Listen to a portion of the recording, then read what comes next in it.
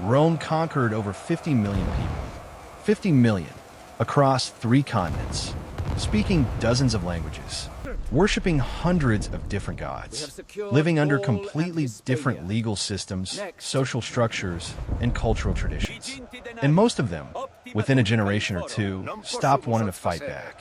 Not because Rome broke them, not because Rome terrorized them into submission, not because Rome stationed enough soldiers in enough places to make resistance impossible, but because Rome did something no empire before or since has ever done quite as systematically, quite as deliberately, or quite as effectively.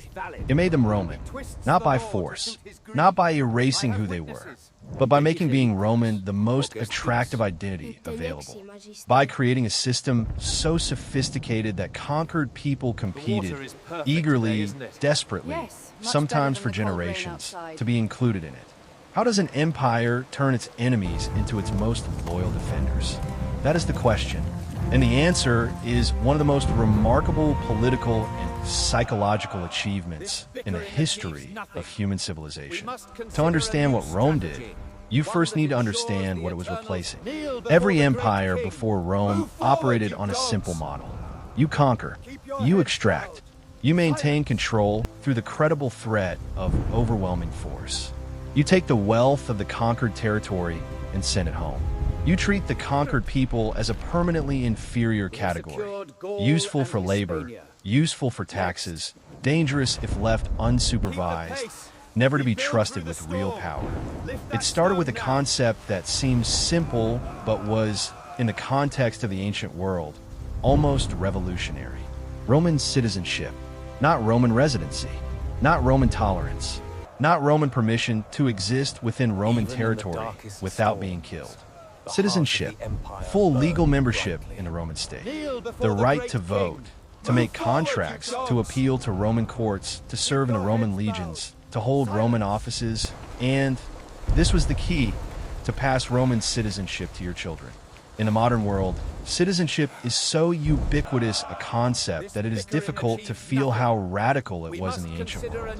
In most ancient states, identity was ethnic and permanent. You were Athenian because your parents were Athenian. You were Persian because you were born Persian. These identities were not transferable. They were not earned. They were inherited, fixed, and immutable.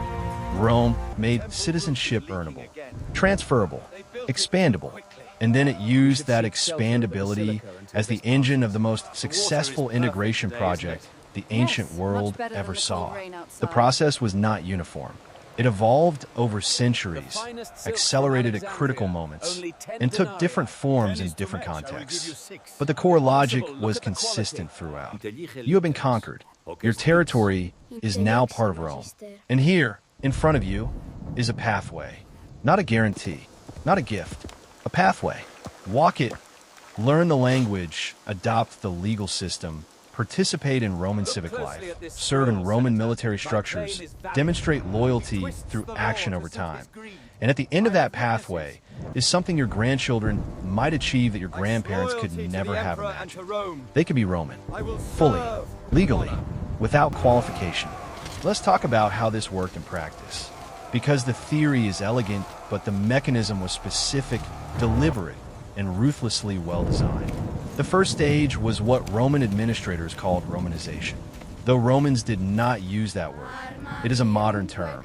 The process it describes was very much intentional. When Rome conquered a new territory, the first priority was not extraction.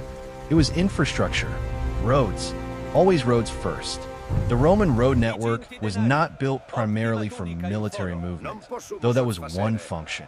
It was built to connect, to create the physical infrastructure of a shared commercial and administrative space. A merchant in newly conquered Gaul who could now reach the markets of the entire Mediterranean basin via Roman roads had a material interest in Roman stability that no military garrison could manufacture. Then towns, Roman towns, coloniae, were planted throughout conquered territories. Some are populated by Roman citizens, often military veterans who received land grants as retirement benefits. But these towns were not isolated Roman enclaves. They were demonstration projects, living models of what Roman urban life looked like. Baths, forums, amphitheaters, markets, law courts. The local population was not invited to look from the outside. They were invited in. The baths were public. The markets were open. The legal system was available to anyone within Roman jurisdiction. This was not charity. It was calculated. Rome understood something that most conquering powers have never grasped. The most powerful advertisement for your system of government is letting people experience what it actually feels like to live inside it. The second stage was education. And this is where the psychological sophistication of the Roman system becomes most visible. Rome educated the children of conquered elites, not by force, by making Roman education the most desirable thing available. By creating a situation in which a chieftain's son who had learned Latin, studied Roman rhetoric, understood Roman law, and absorbed Roman cultural values had dramatically better life prospects than one who had not. The Latin language was the master key of the Roman system. Latin was the language of law, of commerce, of military command, of political advancement. You could live your entire life in your native language in a Roman province, but you could not advance within the Roman system without Latin. This was not imposed through prohibition of native languages. Rome did not ban Celtic or Greek or Aramaic or any of the dozens of other languages spoken across the empire. It simply made Latin indispensable for anyone who wanted to participate in the structures of power and commerce that Rome had built. The effect, over generations, was extraordinary. Parents who wanted their children to have better lives taught them Latin. Children who learned Latin learned to think within Roman conceptual frameworks. Grandchildren who had grown up thinking in Latin dreamed in it. By the third generation, the question of whether they were Roman or Gallic or Spanish or North African had become genuinely complicated. Not because their heritage had been erased, but because a new identity had been added that was, in many ways, more practically useful than the old one. Julius Caesar noted this in his accounts of the Gallic Wars with a mixture of satisfaction and strategic calculation. Gallic nobles who had spent time in Roman territories returned home changed. Not Roman in the full legal sense yet, but oriented toward Rome, fluent in Roman social codes, comfortable in Roman spaces, already in their own minds partially Roman.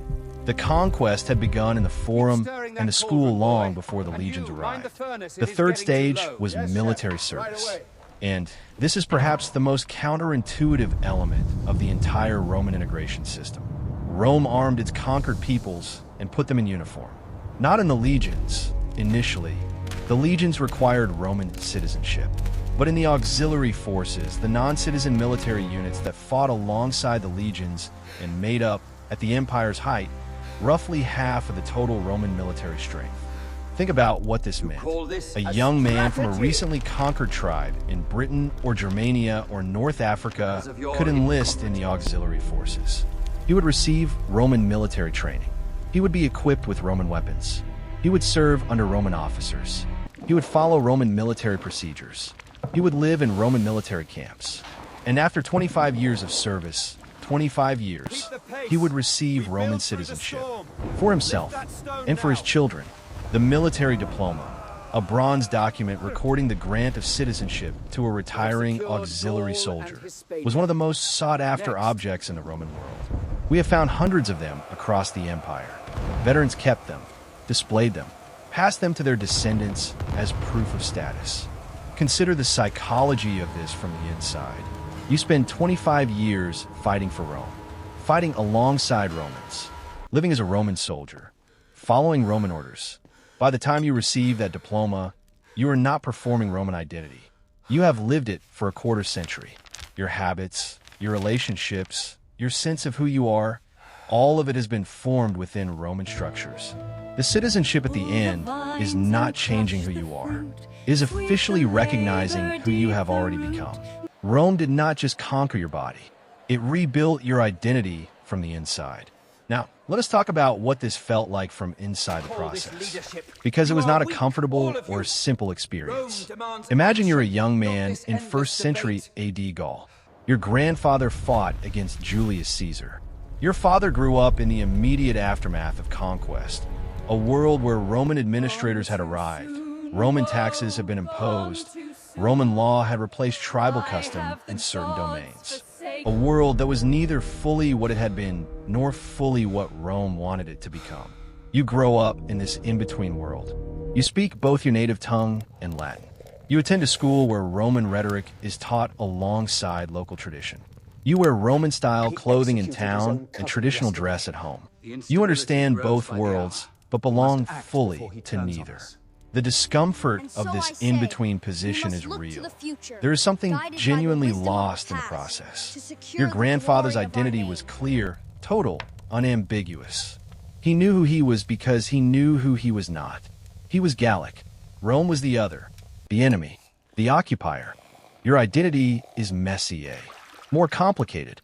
You feel the pull of the old traditions, the ancestral pride, the memory of what your people were before Rome arrived. And you also feel, undeniably, the material reality of what Roman participation offers. The bathhouse is genuinely more comfortable than what came before. The Roman market genuinely offers more variety than the local economy could previously support. The legal protections of Roman citizenship are genuinely more reliable than the tribal justice system they replaced. You're not wrong to value these things. And you're not wrong to feel the cost of what was given up to get them. Rome never fully resolved this tension. It managed it by making the benefits of Roman identity large enough and the pathway to Roman citizenship achievable enough that for most people in most situations, the calculation came out in Rome's favor. But the tension was always there. In the complaints of local populations about Roman administrators who treated them as permanently inferior. In the periodic revolts that erupted even in long-pacified provinces when Roman governance became sufficiently unjust. In the persistence of local languages and traditions and religious practices that Rome tolerated but never fully absorbed. The integration was real. It was also never complete. The stakes of this system failing were enormous, because Rome was betting the entire security of the empire on the success of the integration project. Your identity is messier, more complicated. You feel the pull of the old traditions, the ancestral pride, the memory of what your people were before Rome arrived. And you also feel, undeniably, the material reality of what Roman participation offers. The bathhouse is genuinely more comfortable than what came before. The Roman market genuinely offers more variety than the local economy could previously support. The legal protections of Roman citizenship are genuinely more reliable than the tribal justice system they replaced. You're not wrong to value these things. And you're not wrong to feel the cost of what was given up to get them. Rome never fully resolved this tension. It managed it by making the benefits of Roman identity large enough and the pathway to Roman citizenship achievable enough that for most people in most situations, the calculation came out in Rome's favor. But the tension was always there. In the complaints of local populations about Roman administrators who treated them as permanently inferior. In the periodic revolts that erupted even in long-pacified provinces when Roman governance became sufficiently unjust. In the persistence of local languages and traditions and religious practices that Rome tolerated but never fully absorbed.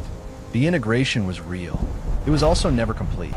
The stakes of this system failing were enormous, because Rome was betting the entire security of the empire on the success of the integration project. Every auxiliary soldier who served 25 years and received his citizenship was one more person whose material interest was aligned with Roman stability. He owned property. He had legal rights that depended on Roman law being enforced. He had children who were Roman citizens. He had everything to lose if the system collapsed. But every auxiliary soldier who served 25 years and did not receive his citizenship, or who received it but found that Roman society treated him as permanently inferior regardless of the legal document, was a potential Arminius.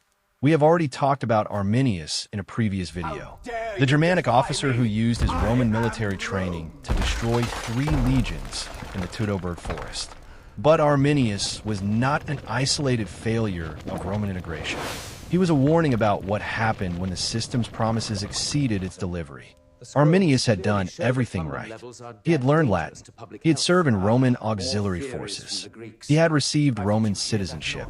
He had achieved equestrian rank, Roman knighthood. He had been trusted, promoted, included in Roman military councils. And then, for reasons that historians debate, but that seem to involve a combination of personal grievance, political calculation, and genuine conviction about Germanic freedom, he decided the deal was not worth what he had paid for it. The system had included him legally. It had not included him psychologically. The Romans he served with regarded him, however subtly, as fundamentally other, as a useful barbarian rather than a genuine Roman, as someone who had acquired Roman citizenship without becoming Roman in any deeper sense. That gap between legal inclusion and genuine belonging was the most dangerous failure mode of the Roman integration system. When it worked perfectly, it produced men like Trajan. The Emperor Trajan, considered by later Romans as the greatest emperor in the history of the empire, the man under whom Rome reached its greatest territorial extent, was born in Spain. His family were Roman colonists, but he was the first provincial-born emperor. His rise to the pinnacle of Roman power was the system working exactly as intended. A man from outside Italy, from a family that had come to Roman identity through the integration process, reaching the absolute apex of Roman achievement. When it failed, when the gap between legal inclusion and genuine belonging became too large, it produced Arminius and the ruins of 3 legions in a German forest. Compare this to how other ancient empires handled the same problem. The Persian Empire, at its height, was remarkably tolerant by ancient standards. Cyrus the Great famously allowed the Jews to return to Jerusalem from Babylonian captivity. Persian policy generally permitted subject peoples to maintain their local customs, religions, and administrative structures as long as they paid tribute and acknowledged Persian supremacy. But Persian tolerance was passive, not active. Persia did not offer Persianization. It did not create a pathway to Persian identity. You could remain exactly who you were under Persian rule, as long as you paid and obeyed. The offer was stability in exchange for submission, not transformation in exchange for inclusion.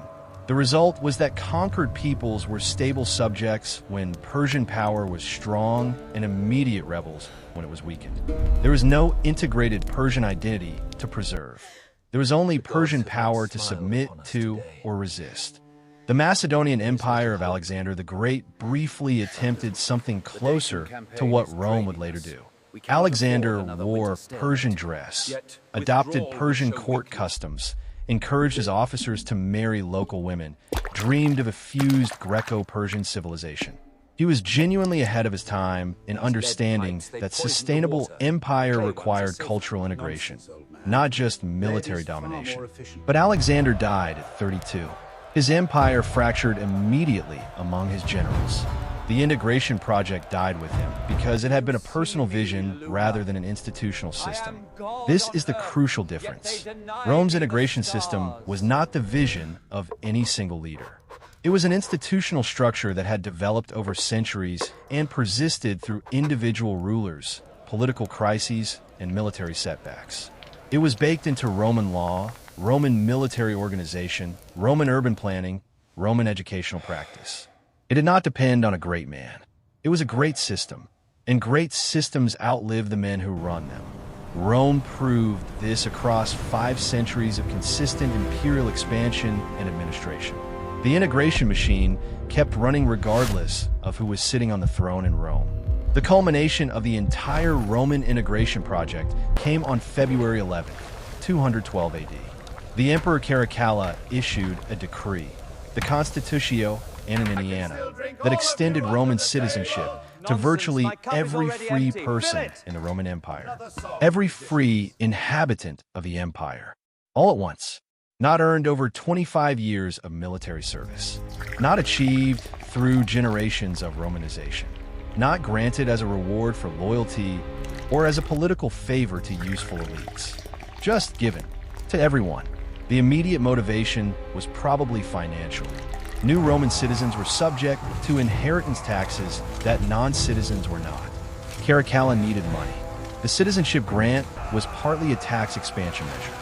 The legions were real and their power was real. But the legions were the last resort, not the primary tool. The primary tool was the system that made the legions unnecessary. The system that made conquered people police themselves, administer themselves, defend themselves, because they had come to see the Roman order as their order, as something worth protecting. Rome did not build an empire of subjects. It built an empire of Romans, just very slowly, and from very unlikely materials. Here is the question that the Roman integration system leaves you with. Think about every modern attempt to build a stable, multi-ethnic, multicultural political community. The successes and the failures. The places where different peoples have genuinely integrated into a shared identity, and the places where conquest and occupation have produced nothing but permanent resentment and periodic violence. What separates them?